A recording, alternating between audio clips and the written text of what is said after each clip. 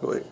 Now, I have done some Civil War relic hunting, and I went to the Battle of Bentonville, which was the largest land engagement in the state of North Carolina. And I was finding bullets, which I found several of them, and that isn't too rare, or it isn't rare at all to find bullets. But it is a little more rarity to it to find them embedded in the wood. This piece, I got my signal from a metal detector, and I dug down, and there it was. You can see the bullet. It looks like a .58 caliber, and it fired in 1865, April of 1865. As I said, this is at the Battle of Bentonville, and that was a 3-day battle, and between General Sherman of the north and General Johnson of the south. But this bullet here, by itself, wouldn't be worth a whole lot, but the value in the wood would be quite a bit more. And the reason the wood is in such good condition, it was under that marsh, under the water, and the water kept the oxygen away from it, which kept it from decaying. So I was very excited over locating this, and it had laid under the ground. The Civil War was fought. It ended 150 years ago, plus, and but so much for that. But and also, I do a lot of corn hunting. But a friend of mine from Raleigh, from Clayton, from Clayton, he gave me these. I have to give Lindsay credit for these. He found these up in Virginia. These are mini balls or bullets, as some would say. He found them in a campsite and found a backpack hook and a buckle here, and a hook and buckle. And he actually found a lamp wick adjuster in that camp. And he gave these to me for my birthday, and I really appreciate it. But in this case, you have different types of bullets. They had a 69 caliber bullet. But I think the main bullet that they used was a .58 caliber. And the difference in the mini ball and the regular round ball, the round ball that was used mostly during the Revolutionary War. And but it wasn't as accurate. It would, after such a distance, it would lose its accuracy. But with a mini ball, it comes out like the bullets today, spinning, and it's pretty accurate up to 500 yards. But this was found, as I say, I think around the Richmond area by Lindsay Thomas from Clayton, North Carolina. So that's, I just wanted to show you a couple. I've found more over the years, but I figured it would be interesting. And back to the axe head, I didn't find it with the metal detector naturally because it's made of stone. But if I hadn't been out with my metal detector, I'd never been there in the first place. But a good idea. A lot of people come in and they tell me or ask me where could they hunt. Most people, they'll go to the schoolyards, and we ask that they do dig a small hole and cover it up real good, and that way they let us hunt the schools. Now there are schools that people have gone in with large shovels and left a large gaping hole, and they won't let us go back. But you can hunt city parks in most cases, but some cities have an ordinance against that because somebody has left their holes uncovered.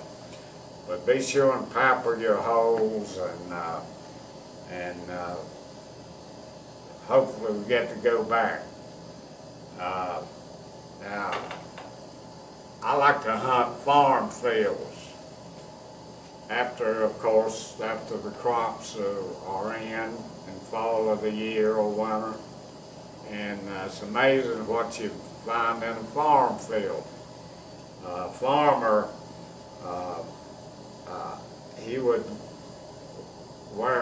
be on his tractor and maybe have his overalls on, having a plug of tobacco in his pocket, and he would reach in his pocket and get a chew of tobacco, and at the same time as he pulled that tobacco out, he'd pull silver out. Now, I've been in fields where this has actually happened, and he didn't know he had pulled the silver out.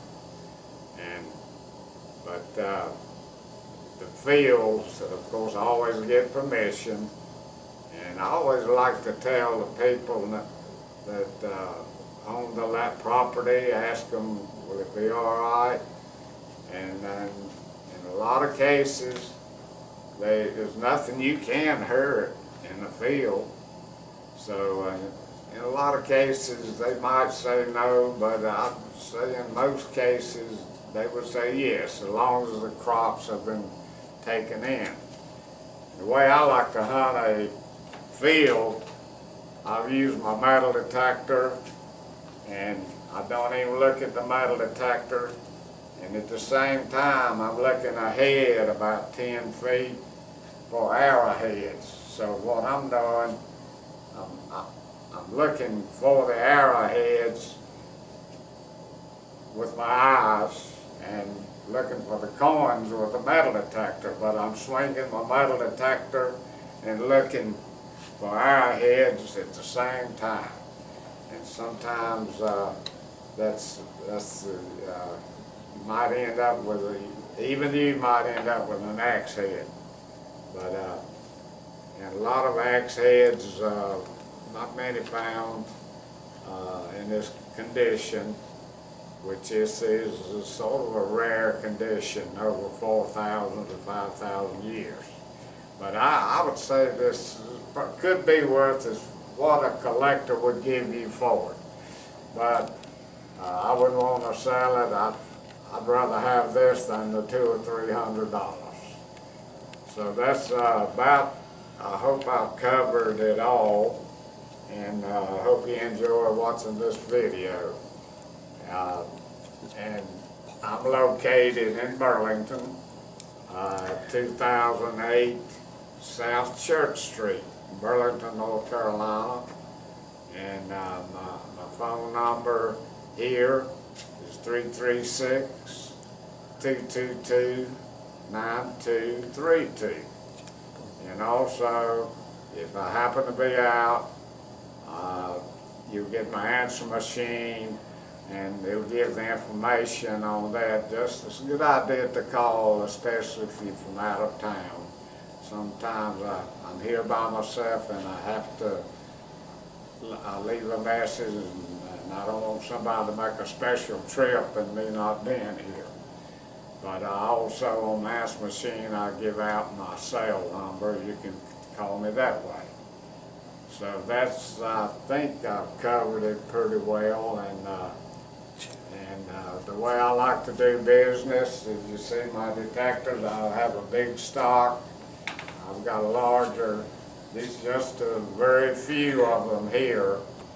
But back behind them, I reckon you call it my junk room. That's where I keep my more metal detectors. So I've got a big stock of metal detectors, different brands. A lot of people go and they'll mail order their metal detectors, and pictures look good, but they don't know what they're getting till they get it. Then they don't know how to use it, and they tire of it, and it ends up in the closet. But when you buy a metal detector from me, when you come in and look, we compare different models. Sometimes I have taken as much as an hour comparing these metal detectors and showing the people what one detector will do that the other one will not do. You don't necessarily have to give $1,200 or $1,400 for a metal detector to get a good one. You get a good detector between $200 and $300 to $400. A real good one with the screens on them that will tell you, hopefully, now sometimes they tell you wrong, but it'll tell you what you got under the ground before you dig it. And we just hope it's correct. But anyway, if you hear that signal, always dig it. So that's, I think I've covered most of it today. And so, and like I say, my name's Jerry Barbee, and it's Barbee Metal Detectors. I have a website, and I'm on Facebook. But call me just any time. At that number, I'll repeat it again, 336-222-9232. And we thank you for taking your time to watch this video. Have a good day.